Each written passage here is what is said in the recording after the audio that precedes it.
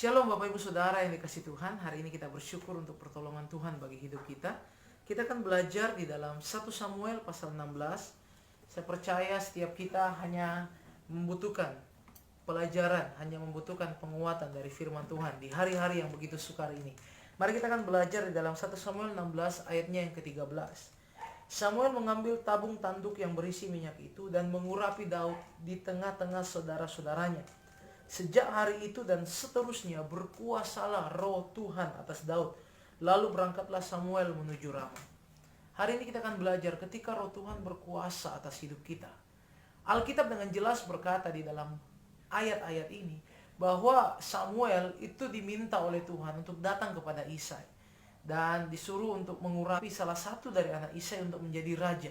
Dan menarik sekali ketika hal itu disampaikan kepada Isai, maka Isai tidak mengambil juga Daud sebagai salah satu dari anaknya untuk dibawa kepada Samuel. Tetapi Daud malah dilupakan oleh Isai. Daud disuruh menggembalakan kawanan kambing domba. Tetapi ini menarik sekali bahwa Tuhan tidak pernah melupakan Daud. Bahkan apa yang dilupakan, apa yang disepelekan, itu yang Tuhan angkat. Ya, menarik sekali. Dan kita melihat di dalam ayat 13, Samuel mengambil tabung tanduk yang berisi minyak, mengurapi Daud di tengah-tengah saudara-saudaranya, dan saat itu berkuasalah roh Tuhan atas Daud. Kalau kita melihat di dalam ayatnya yang ke-14 sampai ayatnya yang ke-23, maka kita akan melihat apa yang menjadi ciri, apa yang menjadi hasil ketika roh Tuhan berkuasa atas Daud. Kita melihat Daud menjadi kesukaan bagi Raja Saul. Apa yang Daud alami, apa yang Daud lakukan dalam masa-masa kehidupannya sehari-hari. Saya mau katakan Bapak Ibu Saudara, sehari-hari. Bukan dia aktualisasi diri, bukan dia viralkan hidupnya, tetapi dia tetap menggembalakan seperti biasa. Ia tetap menggembalakan kawanan kambing dombanya. Tetapi karena roh Tuhan berkuasa atasnya, maka cerita tentang Daud yang disertai oleh Tuhan pada saat ia memainkan kecapi dan menggembalakan kambing dombanya, itu terdengar sampai telinga Raja Saul, Bapak Ibu Saudara.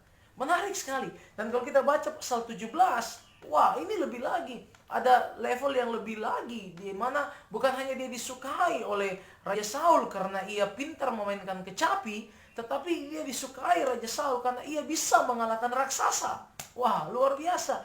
Jadi inilah yang menjadi sebuah hal yang indah ketika hidupmu dan hidupku, kita sama-sama dipenuhi oleh Roh Kudus. Ya, di hari-hari ini kita dipaksa untuk tidak menjalankan aktivitas kita seperti biasa.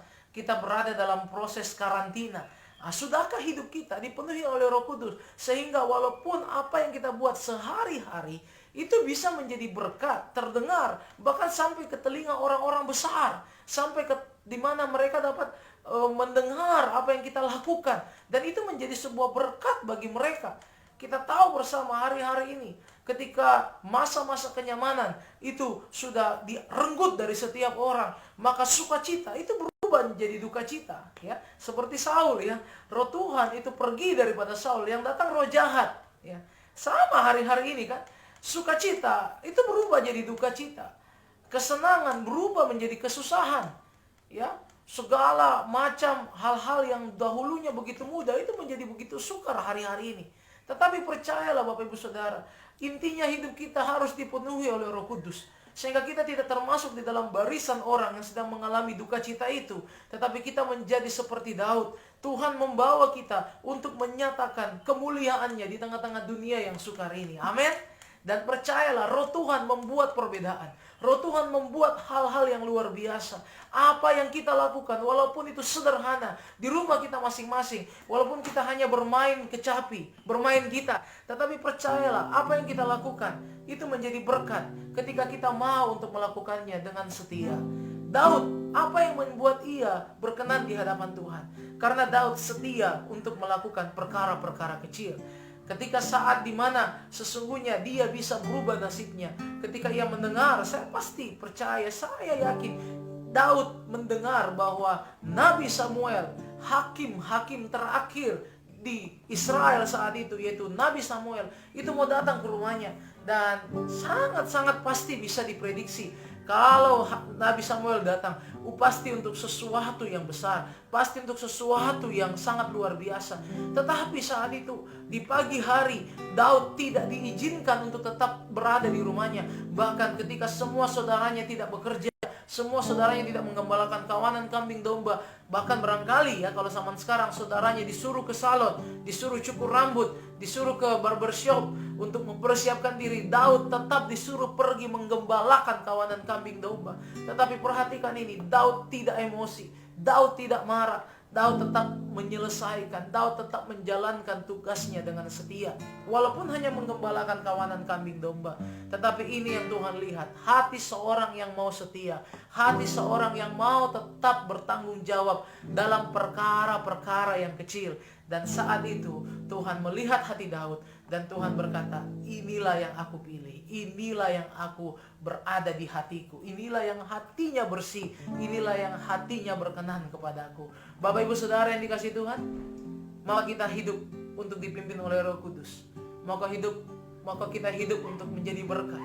Mari seperti Daud, setia dalam perkara kecil, tetap berdoa di rumah kita masing-masing, tetap belajar firman Tuhan, dan tetap melakukan yang terbaik. Percayalah, hidup ini Tuhan mau jadikan berkat. Di tengah-tengah kehidupan yang semakin sukar, di tengah-tengah tantangan badai hidup yang semakin berat, mari anak-anak Tuhan jadi terang di tengah kegelapan. Dan biarlah hidup kita menjadi berkat bagi banyak orang. Lagu yang akan kita lihat bersama akan dibawakan oleh kedua anak terkasih yang akan menyanyikan kepada kita bahwa biarlah kita tetap setia melayani Tuhan sampai akhir hidup kita. Walaupun hari ini kita melayani di media atau di kamar kita saja, berdoa bersama-sama keluarga, mari tetap setia dalam perkara kecil. Maka percayalah, apa yang kita lakukan itu menjadi berkat bagi banyak orang. Shalom, selamat pagi, tetap semangat Immanuel, Tuhan Yesus memberkati. Shalom teman-teman, kita lagi nyanyi sama papi. Nyanyinya apa? Nyanyinya Seperti wanita. seperti wanita. Kiranya jadi berkat ya. Kiranya jadi berkat ya. Oke. Oke, dah.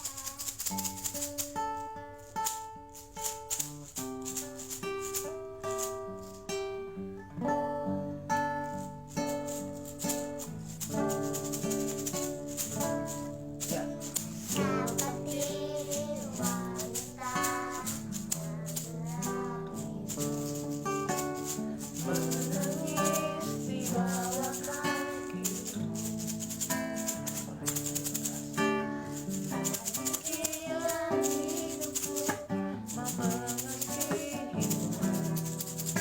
Yesus engkau baik-baikku. Ayo sampai akhir. Sampai akhir ku menutup mata, ku tetap setia menanti janjimu sampai ku dapatkan mahkota kehidupanku. Tetap setia untuk melayanimu. Terus saja, jangan dulu.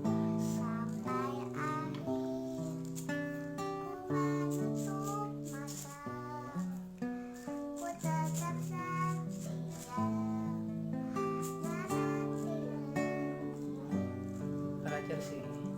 sampai ku dapatkan mahkota kehidupanmu.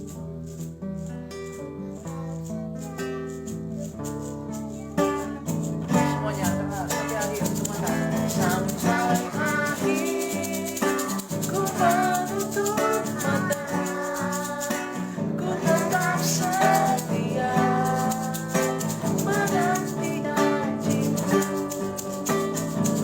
sampai ku dapatkan mahkota kehidupanku.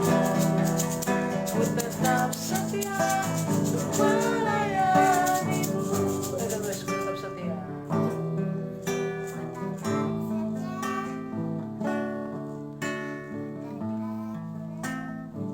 Kakak Chelsea.